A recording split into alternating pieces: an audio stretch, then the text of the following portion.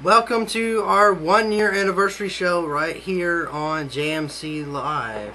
Every Friday now at 9 p.m. Eastern. First thing I want to do is I want to thank everyone who has come tonight, for everyone who has been involved with what we're doing.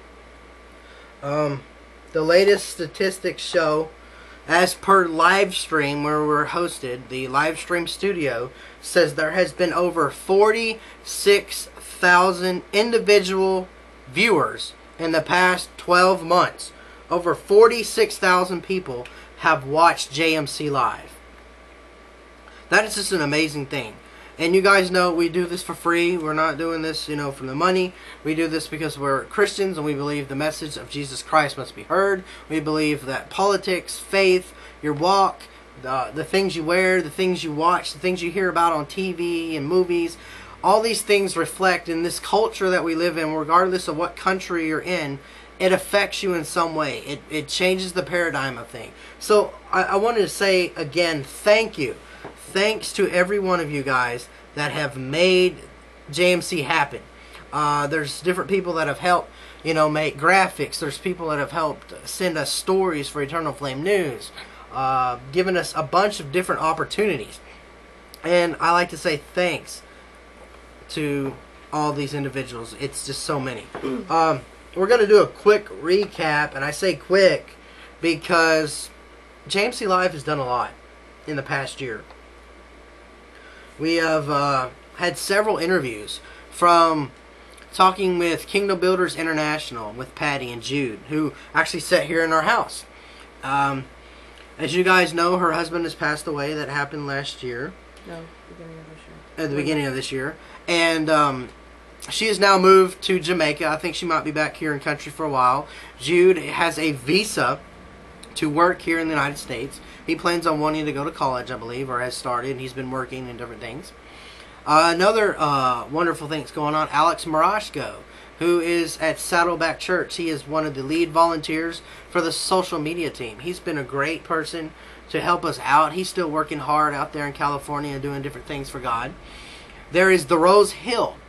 The Rose Hill is a Christian metal band with the front-runner singer female. Most metal bands are not done by female. I don't know very many that are even in the secular world. They were number 2 on the hardcore edition of Radio U, which is a nationwide Christian station. They are now expecting a child. She's almost done with her tour, and they have a replacement, and they're actually going to be here on 9/11, so we're going to go check out the band possibly and see how they're doing. Their album is already out. It's doing pretty well, and they're talking about making a second one. Then we have Joy Junction. If Miranda wants to go in my office and get the books, I finally received the books that Mr. Jeremy Reynolds have written. And for the people out there that don't know who Jeremy Reynolds is the CEO and founder. He's originally from England, London, and he has the largest homeless shelter in New Mexico. He does a completely different thing. It is a Christian base. He reaches people regardless of where they're at and how they do things. And even today, the shelter's doing great. It's raising funding, but it's still a hard-pressed subject, because there are people right now that are out there that are being turned away because they don't have enough space. It's not that they don't want to. It's just the way it is. And there's a possibility he might be writing another book. I got 4 of his books, and I'm going to show them very quickly in order. Alright? It starts with this one. Right? I think so. Homeless in the City, A Call to Service. This is his first book he wrote, and it has his biography in it. And then he wrote a 3-part series, and I'm going to get this, The Face of Homelessness. Jeremy Reynolds has a PhD. He's, as I said, he's written several books, and this is through the Biola University recommends this. President Herb Smith of Los Angeles Mission and some different churches. And then part 2, We All Need a Little Help. And then we have one more that he's done. Now You See Me. This is the last part. I've read through about half of these already, because for those of you that aren't aware, that may be new, I've been homeless myself. And I wrote a story, which we'll share about the stories that I've written here later, and that'll be part of a giveaway. I'm going to go ahead and mention it now. Anyone who types in their email can get any of the stories, essays that I wrote for college. I have 3. So I'll give that to anyone. Well, have them email us at our official JMC Ministries. And for those of you that don't have the time to do it now and may miss out, we're going to make it real easy for you guys here. I just got to find it. We got an email account. And this is for the YouTube viewers too.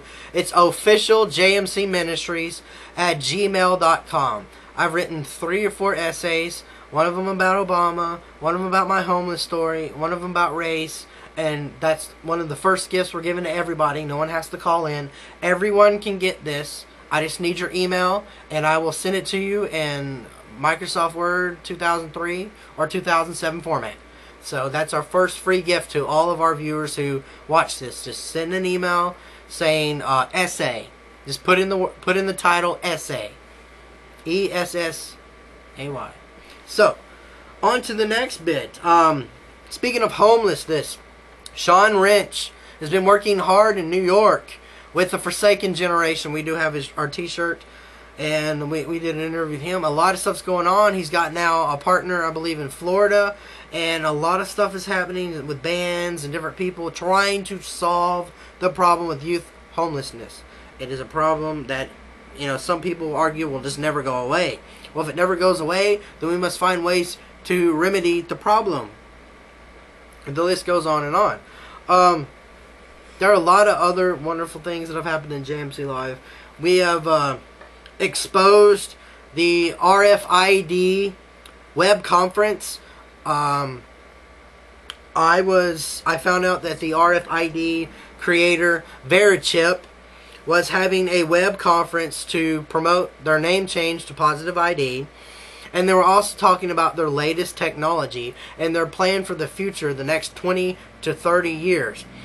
This is over an hour-long web conference. I got it posted on our YouTube page. And in this YouTube video, what you'll see is a bunch of technical jargon, and it pretty much sums it up by the fact of they're talking about the chip for hospitals, you know, to mark you down, your information. They talked about the chip for the credit card and banking system. They talk about the ones that are just coming out in Walmart, and other places have them. I mean, even when you buy CDs, they got a little strip with RFID chips. So this was pretty groundbreaking, because a lot of people, like I said a long time ago, about 10 years ago, people thought I was crazy, talking about chips going into people's arms, and it's just not going to happen.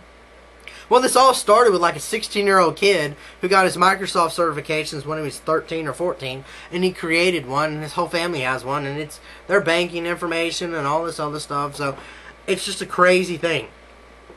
I mean, the history of what has happened is nuts.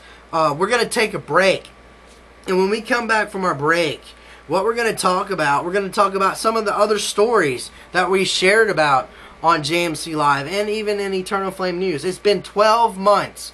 Over 5,000 views on Eternal Flame News. We'll be right back.